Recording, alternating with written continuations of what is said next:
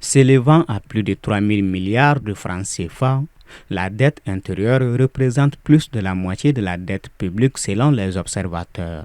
Vendredi, le gouvernement a annoncé qu'il prévoyait de mobiliser d'ici le 31 décembre 2024 une partie de cette dette intérieure, soit un montant de 200 milliards de francs CFA.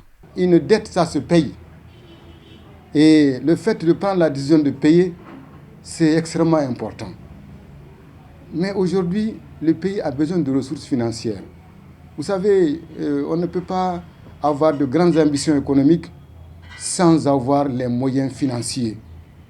Nous savons que l'État a des moyens limités aujourd'hui, mais en décidant d'injecter 200 milliards, ce n'est pas peu dans le contexte actuel. C'est peut-être peu pour les ambitions que le Mali a, mais ce n'est pas peu pour impacter la relance économique.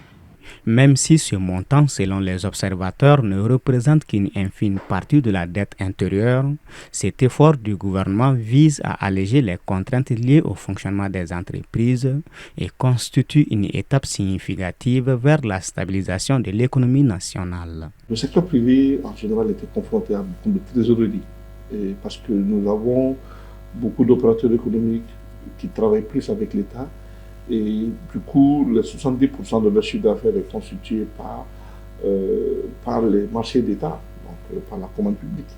Aujourd'hui, quand l'État annonce le paiement de 200 milliards, qui représenterait, selon les chiffres, à peu près 7% de la dette intérieure, c'est déjà bien. Pourquoi? Parce que l'entreprise, aujourd'hui, on lui demande trois choses. On lui demande déjà de créer de la valeur de la richesse. On lui demande de payer des impôts qui permettent aujourd'hui de renflouer les caisses de l'État.